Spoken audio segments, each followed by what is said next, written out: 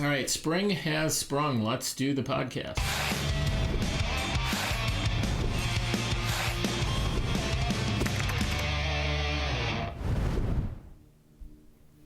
All right, my guest today is yet another inliner. I think I've got something about inliners. I just love talking to them, and I like to hear their stories.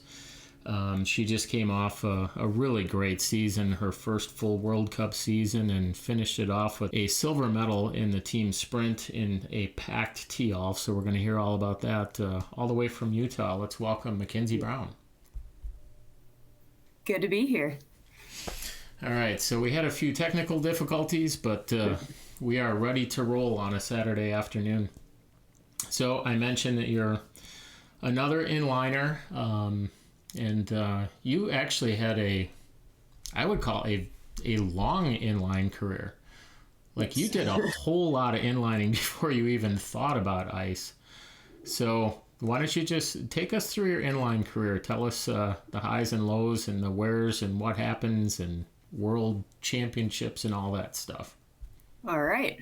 So I started skating inline in around 2003, I believe. Most kids start in a skating rink, just going to session, going too fast. But I asked my parents, I guess there was an ad in a newspaper, and I said, I want to do that race. So we went to Walmart and bought some rec rollerblades, and I went to this 5K and did not finish the race because I wouldn't go down the hill. So that's how I started out, and I never looked back after that. I joined SOS Speed Team in Bethlehem, Pennsylvania.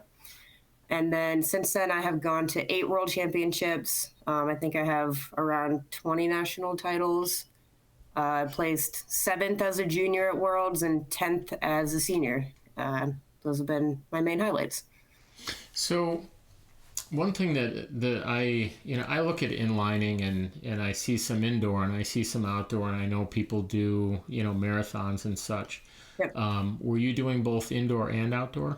Yes, I was. So most people do both, especially growing up before you really know which one you like better. I definitely prefer outdoor and then road specifically compared to the track. But I still compete in all of them whenever I have the chance to. Why don't more inliners go to short track?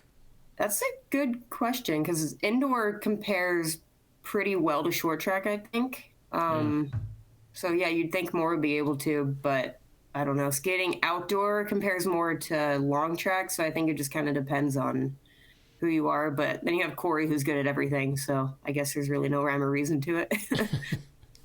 You got started at a young age, but near as I can tell from the research that I've done, you seem to be one of those annoying people who just, every sport you try, you seem to be good at it. So you did other sports growing up, right?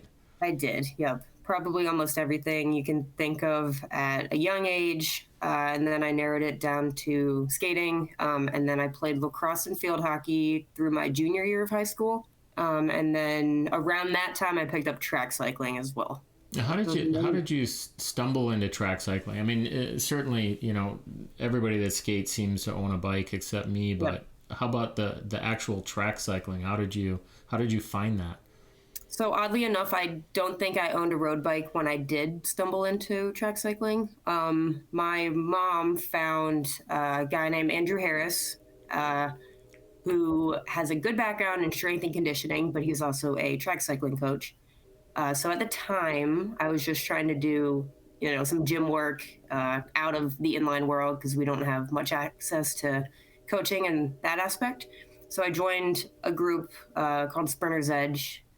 And after about 2 years of only lifting with them, they finally convinced me to get on the track, and I ended up loving it on day one. And you competed both at the club level, but you also competed in college? I did, yes. Only for 1 year, but I went to Penn State Lehigh Valley and rode for their cycling team. That was, I believe, my first year of competing on the bike, and I won the collegiate sprint national title. Pretty fun. All right, it's getting annoying. Yeah. Everything you do. Well, then I won this and I won that. I haven't won that many things, but that's probably my proudest cycling moment for sure. So at some point, inlining still isn't an Olympic sport. Ice is the place to go with skating. So what was the catalyst to get you to say, you know what, I think I might go try the ice? Um, Probably the 2018 games after I watched Aaron make the team and watched a bunch of my other friends compete at trials. I actually went out to Milwaukee to watch the first 2 days of that. Mm. So seeing it in person for the first time kind of clicked in my brain like, oh my God, I can do this too. Like my friends are out here trying out for the Olympics and, that's awesome. So I had one more year of college at that point. So I made it a goal to finish my degree first and then moved out to Salt Lake. But I did fly out to try it 2 times, I believe, before I committed to moving out there. So what, take me through the first time you, or where'd you get some skates? So I went to visit Francesca Pasquarella when she was still skating, and another inliner and I were watching at the rink and wanted to try it out. So we found Derek and went up bravely and asked him if we could put some skates on after he had no idea who we were. And he let us out there during one of the sessions, and we just kind of skated around the blue lane on some rentals. Wasn't great, but did pretty okay. And I was like, this is fun. So, But that was sometime in 2018, probably? yeah, I think January of 2018. Okay, so right after trials. Yeah, actually, I think it was right after. Okay. Yep. All right. So then the decision to go out there, that would have been the fall of 19. Yes, correct. Okay. Did you get out in time to do some summer training and doing some low work and I did nothing. I spent the summer, so I wanted to, just commit to one more year of living in Pennsylvania. And I was racing my track bike, wanted to do another full season in Trexlertown, which I did.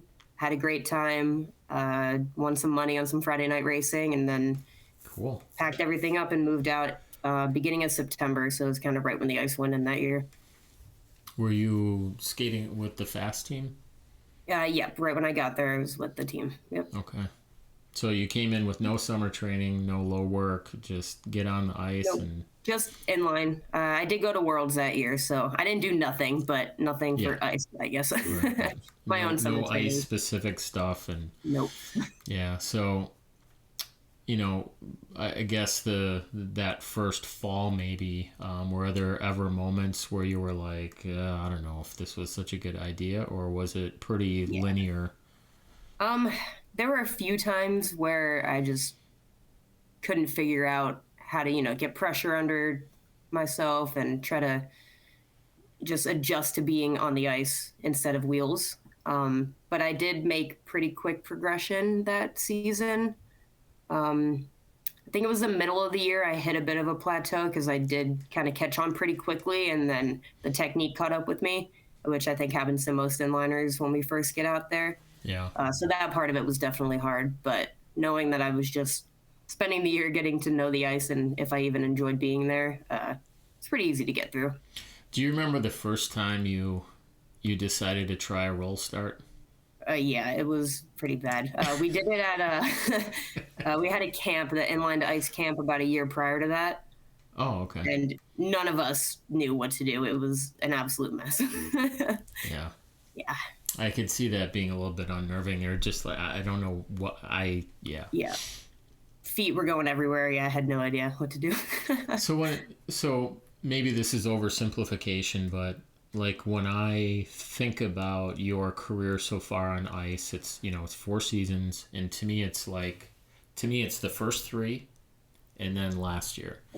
So, yeah. and I know some things happen, with distractions and injuries and whatnot, but, take us through those first 3 years. What was the progression like? What were you thinking about? How did the goals change? How did it go for you? So like I said, that first season was just fun and pretty easy to get through all of it and learning. But at the end of that first season, we got hit with COVID. So having that entire summer, I didn't really get the full experience of summer training. And then going into the fall, I ended up getting a back injury and then COVID, and it just felt like an entire waste for that year until March, I ended up PBing. So that kind of brought it back a little bit and had a little bit of promise going into the following season, which was Olympic season. And my goal at that point was just to do as well as I could at Olympic trials and keep PBing from there. Had some ups and downs, but progression was pretty steady for the most part. So pretty happy with it. Yeah, I mean, here's an image we can look at, and for me, maybe I don't know, the big moment for you was that early part of October. Yep. A 39.2. It was a PR, and then just 2 weeks later, 38.6. I mean, that's an enormous jump. Yep. Maybe it was a faster day, but that's right heading into fall qualifiers. So when you look back at your mindset in that moment, in September, did you think, oh, I'm gonna have a good shot at making a World Cup spot, or was that kind of like, oh my God, 38? Wait a minute, holy shit. Yeah, I had zero thought about making a World Cup team at that point.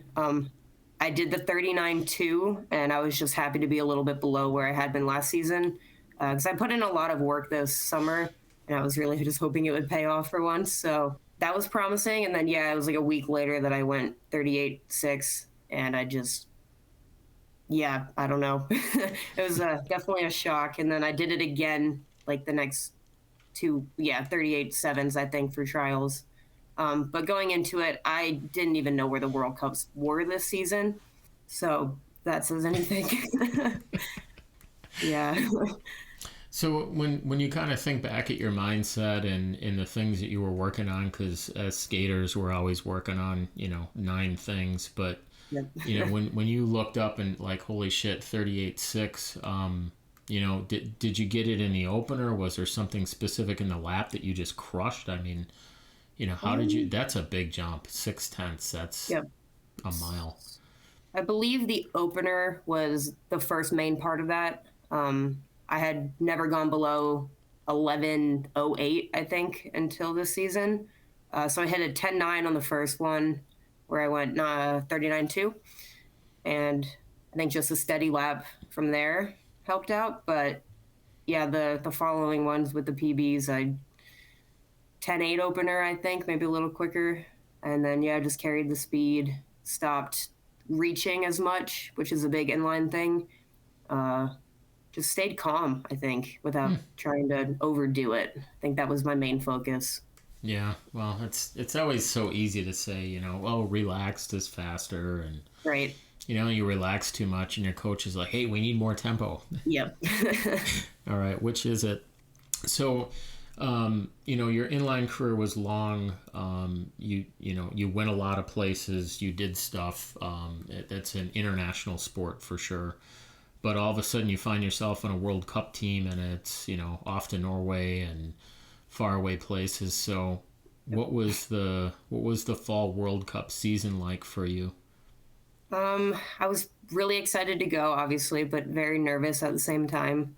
My first B group start in Norway, I know we all say this, but I didn't want to get last because I have no idea where I stand on a world level. So after, I think I placed 8th or 9th in the first B group standing, I just felt like I actually did belong there, and that gave me a really good confidence boost.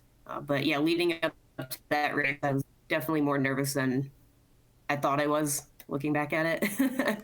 And then we went to tee off right after that. At that point, I don't think I knew if I was skating the team sprint or not. And then getting to do that and getting that first bronze medal, I don't think I've ever been so happy in my life because I've never gotten a world medal before in inline at all. So really, that's really interesting because you said, you made the World Cup team and they do a team sprint like every other, right? So you go to Norway, and when you're in Norway, you don't even know that you're going to be doing the team sprint and tee off. Well, I pretty much did know, but I wasn't, just fully sure until right before. Okay.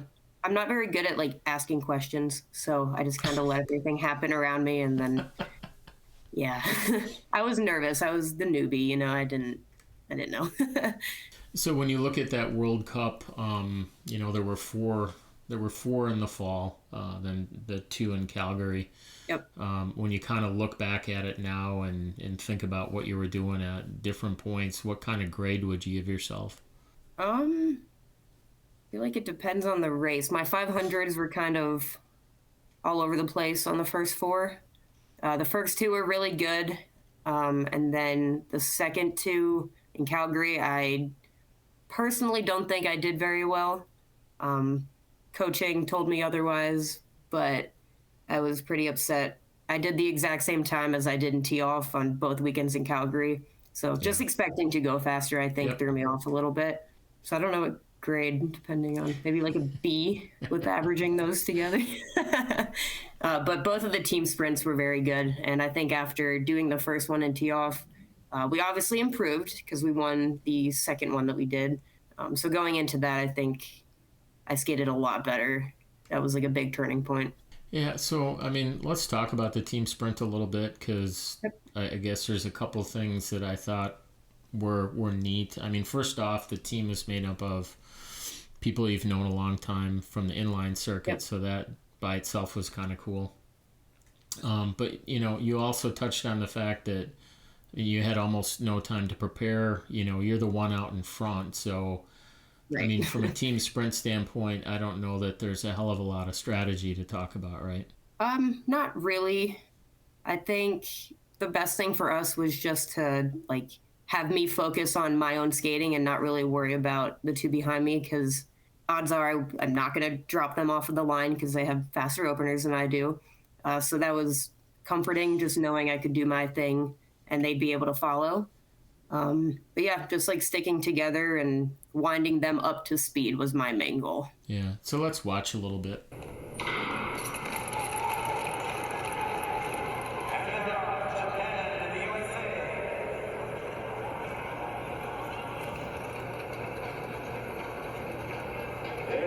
So that's the first corner, and then we'll watch the little transition here.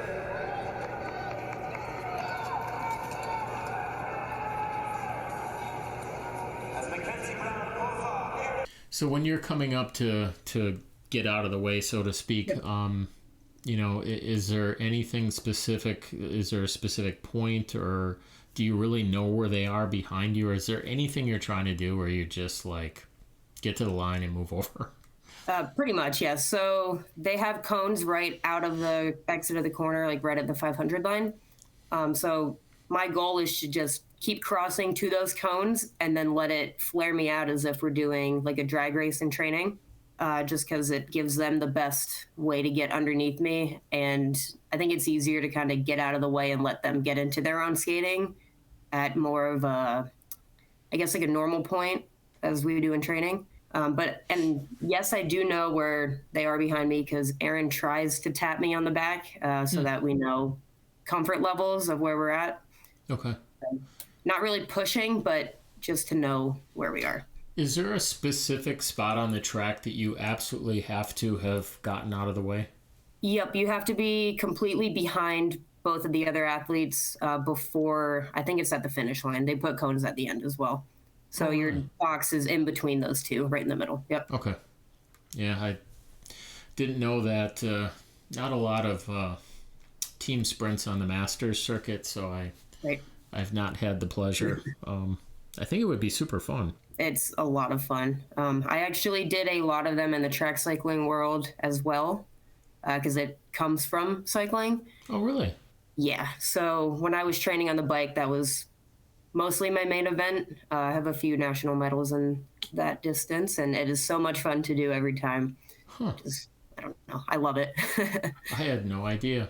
Yep. Well, speaking of loving it, jumping ahead to the end of the year, you got to go to Worlds in tee-off, Yep. which is there anything better than that? Probably not. No. And you guys got to do team sprint on day one. Yep. And you guys had a super solid effort, and you managed to get on the podium. Did you feel like you had a shot at winning it? Yes, because we won the prior two events, got the overall title. So coming from Poland and going into that, we were pretty confident. But we were also very close to the Canadians all season. They Yeah. beat us in the first one by like 2/10, and then both times we beat them, I think we're pretty close as well. So, it's whoever shows up that day, a little bit better. Exchanges could be better. But yeah, they skated a great race, and we had a great Yeah. time competing with them all year too. So very happy for them, and a silver is amazing. So Yeah, I thought you would yep, enjoy this image. It's not super clear, but I just think it's awesome. Um, yep, you know, a lot of good skaters in that picture. Holy crap. a lot. Yep. And I would assume there was no trash talk. I mean, I think the No, Canadians no. and the U.S. Pretty close. Yep. Yeah, they gave us hugs after, and I got to know all those girls very well, racing them all year in the team sprint, which I don't think, individual races, you don't always get to talk to people like that. So I think it made it a lot more fun and inviting, and team environments are really cool to be around. So Yeah. yeah, very happy. Well, the other thing that's kind of neat, and I'm gonna make a guess. So you got to do the team sprint. It's worlds. It's packed. It's exciting, but probably nerve wracking. But getting to do a team event first, I'm guessing maybe that gave you a little bit of, day two. Now you've got to go do your 500, and you got first pair. Yeah. Did that maybe put you a little bit at ease because you already had done something and you got a medal, and now you can just go Yes. for it? It definitely did. Especially, I went there really for the team sprint. I was able to skate the 500 because Brittany qualified the position, and the ruling, I was able to skate it because she ended up not. So I think I was just extremely excited to be there in general. I was a lot calmer from skating the first event and not getting it out of the way, but, having the nerves of being a podium favorite out of the way. Yeah. And then, yeah, just wanted to have a good race and enjoy my first individual world championships race, which I did pretty well in. So, yeah, definitely happy with it. So that's actually a really good segue. So one of the things that I really, really, really like to do with skaters that are kind of newer to the sport is give you the opportunity to take a look at some video with us of you and tell me the things that you like, the things that you're trying to fix. I always enjoy these. So I All right. grabbed just a couple of slow motions from that 500 and tee off. So let's look Okay. at the opener first.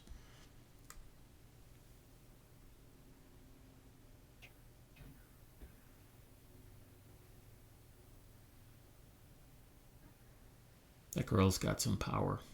Yep.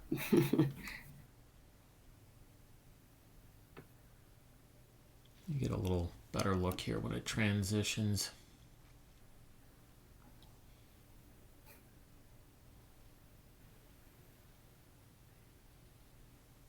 So, from an opener standpoint, and from a technique standpoint, what are the things that you see there that you really like, and what are you trying to do better? Well, trying to do better. I'll start with that. Okay. My main goal is always to try to keep my feet closer together. Like I said earlier about reaching forward a bit, I tend to overextend and try to run instead of really getting into the push. But my transition has gotten way better since even the beginning of the season and definitely last year. So I'm very happy with that. And just the way I'm able to apply pressure and not fully run, even though I still do a little bit. But again, it's gotten way better. I think that was a good completion of that finally. Yeah, the pre-extension stuff is, oh, it's just so It's hard. frustrating. It's like, oh, I don't think I'm doing it, and then you see some video, and you're like, oh, my Yeah. legs were together, and you see some video, and it's like, oh, you could drive a truck between them. Yeah. Always think it's a little bit more than, yeah. And So then upper body movement and trying to stay a little bit lower and forward too is always a goal. yeah, Yeah. so I got the second corner exit here about from the apex off. I thought this was a really nice exit, but you can tell me what you think. All right.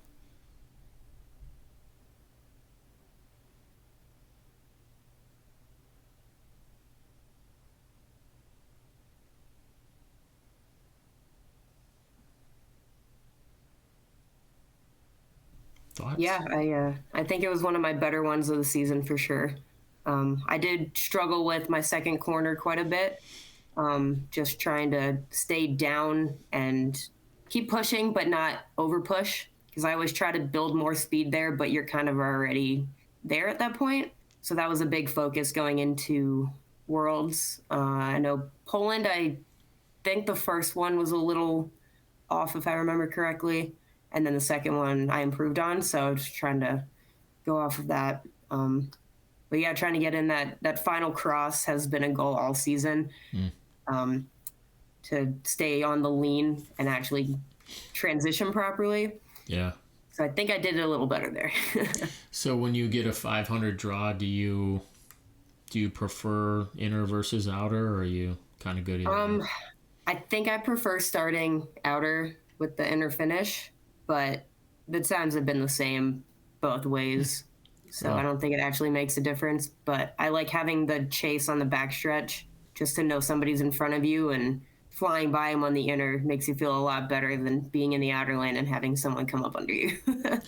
Yeah, it's always fun when you're hitting that second corner in the outer, and then you start hearing skates. Yep. It's like, oh, am I It's going the this worst. slow?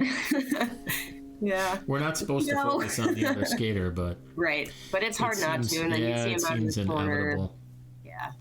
So tee off was spectacular and fun, and all kinds of stuff happened, and then because tee off was the final, then it seemed like almost everybody went over to Leeuwarden for the silver ball.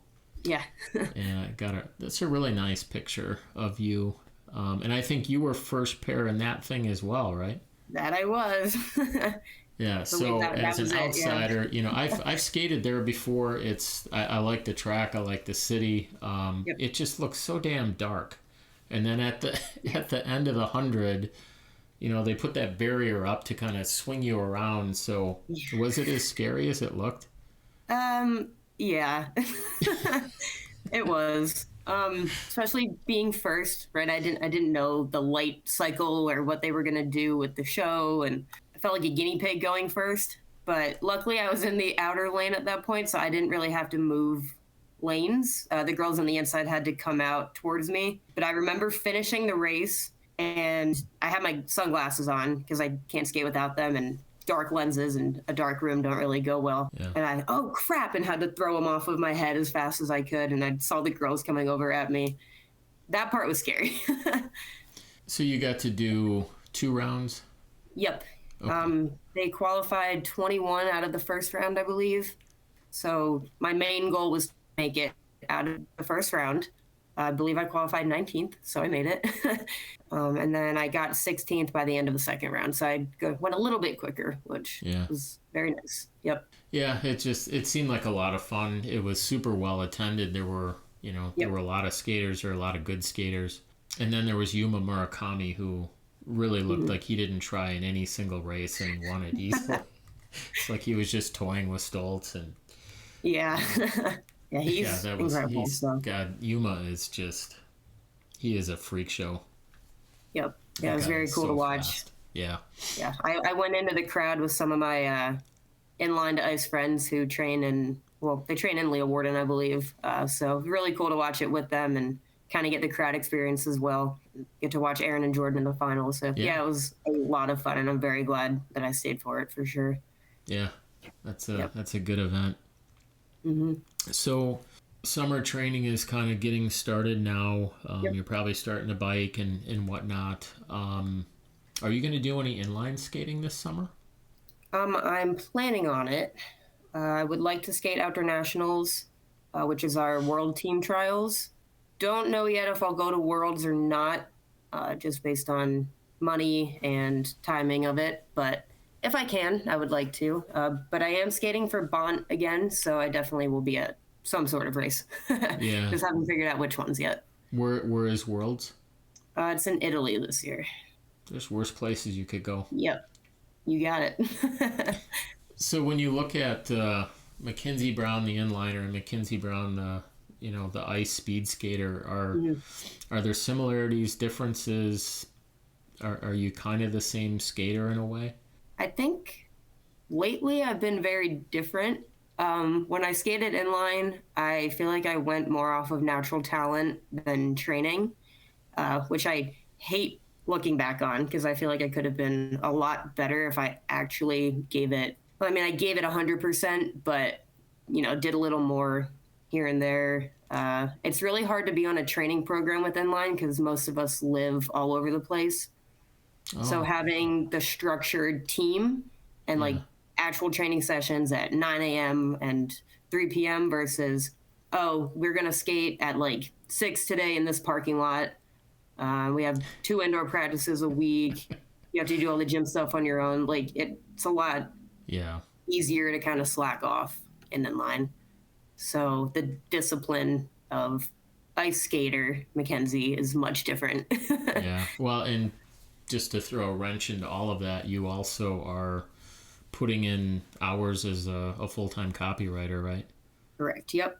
40 hours a week. I do work remote, so that's very helpful. But yeah, I write about 50 items every week for Backcountry's website in between training sessions and at nighttime and on weekends and in Europe and whenever I can get it in. How good of a coach is Whitmore? He's incredible. Yeah. By far. That was just a softball question. I mean, Yeah. I had no idea whether he would be a good coach or not. And the feedback that I've gotten from people that I've talked to, just incredibly good. Is he patient with you? Yes, thankfully. I'm definitely very hard-headed and stubborn when it comes to a lot of things, specifically long bike rides and any type of interval work. So having, years and years of that now with him has been, he's learned how to deal with it, and I've learned how to not be so dramatic. So it's 2023, and it seems to me like when I'm watching any skater at almost any frickin' level, Mm-hmm. I just look and it's either Sapphires or Icons, and I looked at you and I think you're on some Vikings or I'm still Maples. in Maples. Yeah, Yeah. Maples. So Yes. what's the equipment plan for McKenzie Browne? So I have purchased Sapphires. They are in Okay. my closet, and I'm waiting for my Marcheses to come in for the new season. So Oh, I will be on a completely new setup, which I'm very excited for. But yeah, the past 4 years I've been on Maples and Mr. Huang's boots from Taiwan, Hope's dad, which he makes an incredible boot, especially for when I first started, and I got it almost immediately. Didn't have to skate on a rental or a cheap Bont boot while I waited. So they did their job. They were fantastic. yeah. And then yeah, the Maples. When I started, those were the blade. I had no idea that they weren't going to be making them anymore in like Yeah. 2 years, Yeah, and that I was didn't an want to interesting spend money. So that was an yeah, interesting series of events. yep. So when you're starting to eyeball next season, does the 1,000 fit in anywhere and from a priority standpoint? Yes, I would like to be a lot better at it. I improved a lot in that this year as well. That kind of gets left out because I didn't compete in them at the World Cups, Yeah. but I did take, I think, almost 2 seconds off of my PB this season. So definitely promising to go forward in that and hoping, put some more work in the summer to get a little bit longer distance. Yeah, we'll see what happens. So what do you do well in 1,000 right now, and where do you think you can make some gains? My first 200, so the opener has been fantastic. I'm opening 17.9 Mm, pretty much every time, which yeah. is about the same as what the World Cup girls do. Yeah, that's good. First lap needs to be faster, but that comes with the 500 as well, so that's about the same. And then I just kind of die after that. So I just need to, try to hang on a little bit better. And I think, the speed from the first lap will keep carrying. But So are there specific things that you guys are addressing in your training to try to figure out how you can have that better second lap? yeah, we do a lot of 900 and 1300 efforts, which I personally don't love, but they definitely make a difference. Yeah. So just trying to hang on at that, time speed, whether it's O's, ones, nines. When you do your 900s and 1300s, are those solos? No, they're usually in a group. Okay. The solo workouts that we do, they're called an index. I don't know if we're the only group that does them, but we do. I've been doing 600s, but previous seasons we do 900s as well, which is what most of the group does. And you do it as many times in a row as you can with consistent timing, with a certain amount of rest in between. So those are definitely very, very beneficial, even though I hate them too. Yeah. Yeah. Yeah, that's a huge effort. So when you're looking at this upcoming season, last year was a great step. Do you have specific goals in mind right now, or are you just kind of putting your head down and working? Well, kind of a mix of both. I don't have really any main goals, but just kind of do what I did this year and maybe top it. But yeah, obviously make the 500 team and aim for the 1,000, see what happens, and then hope for some better results. I want to make an A group next year. I was 4th, I think, 3 times this year, so very close to it. Yeah, so that's probably my main goal. But yeah, and just get a really good summer of training in and do everything better than I did last year. How many 1500s did you skate last year? 0. I thought Mitch made everybody do like at least one of those or 3K or something. Yeah, so he's probably very upset with himself for not making me do one. But I made a bet with them at the beginning of the season, not really thinking that it was going to happen. And I don't really know if he did either, just based on how quickly I progressed. But if I got the funded time and made the team, then I wouldn't have to do a 15 at fall trials. And obviously that actually happened. So that was the first one. And then kind of missed, every race after that. I bargained my way out of the one in Milwaukee. But, good job. Yeah. So, provided you stay on a nice trajectory and you get faster, are you thinking about Italy 26? Yep, that is the main goal. Okay. So, hoping for it. Yep. Kind of assumed, but, Yep. had to throw it out there. Yep. That's why we're all here, right? Yeah. You got the best smile on the circuit. Thank you. Can always see when McKenzie's on the podium. Yeah, actually being happy about results is a really cool thing. So definitely, I think you could tell how excited I was the entire year. So yeah, that smile never used to happen. So I thought it was super cool, and I asked that question for a reason, because I really felt like, you probably didn't sit there in September thinking, oh, I wonder where the World Cups are this year, and I got to start making plans, and right. And then you're just like, I'll go 38.6 and full panic mode, hoping that work would let me travel and, just everything in general. I had 5 days to make sure my parents could watch my dog. Yeah, just get everything together to leave for 3 weeks pretty much on a moment's notice. And then, well, it's going to be super fun to watch you next year and see what kinds of gains you can make. I really appreciate you hanging out and for sure. Waiting for me while I had to pound on my iPad with a hammer to get it to work again. But we got through it. It was great. I really appreciate your time. I wish you a fantastic 23-24 season. Yep. And we'll see you around the rinks. Sounds great. Thank you for having me. Definitely enjoyed it. Over and out. Cool.